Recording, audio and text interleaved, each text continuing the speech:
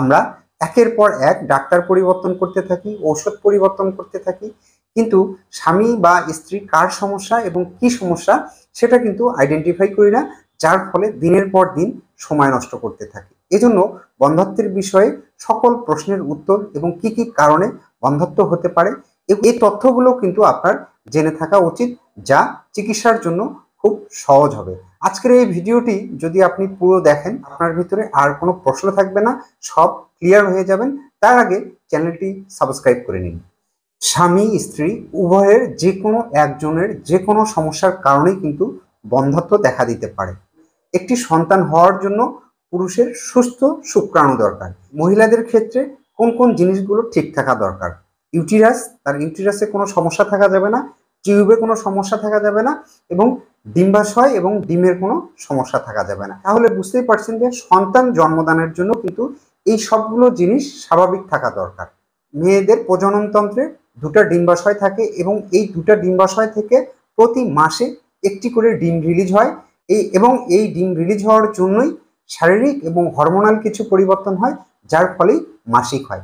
তাহলে কারো মাসিক যদি নিয়মিত হয়, প্রতি মাসে নিয়মিত মাসিক হয়, তাহলে বুঝতে হবে যে তার ডিম্বাশয় এবং ডিমে কোনো সমস্যা নেই।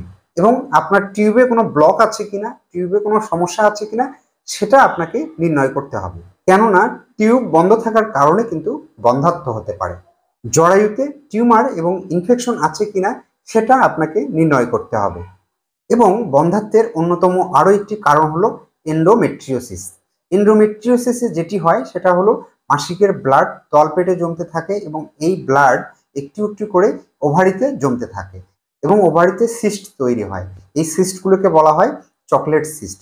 এবং এন্ডোমেট্রিওসিসের কারণে একজন মহিলার টিউব এবং জরায়ু এফেক্টেড হয়, যা আপনার প্রেগনেন্ট না হওয়ার একটি কারণ হতে পারে। বন্ধ্যাত্বের আরেকটি কারণ হলো পলিসিস্টিক ওভারি।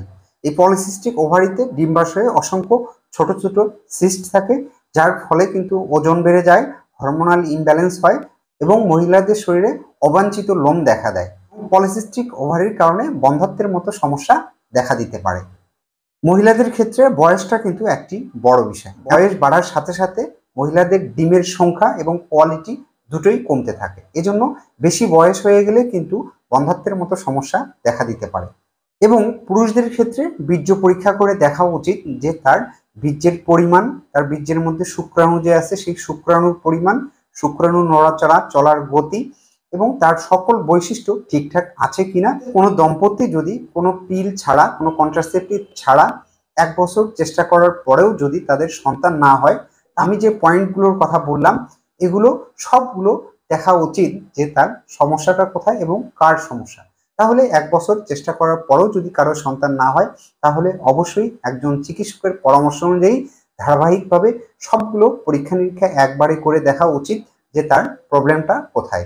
তাহলে যদি কোনো সমস্যা ধরা পড়ে সেই অনুযায়ী চিকিৎসা করলে কিন্তু বন্ধ্যাত্বের মতো সমস্যা সমাধান করা সম্ভব। তাহলে আজকে পর্যন্তই। ভিডিওটি ভালো লাগলে লাইক, কমেন্ট, শেয়ার দিয়ে পাশে থাকবেন। ধন্যবাদ সবাইকে এবং চ্যানেলটি সাবস্ক্রাইব করবেন।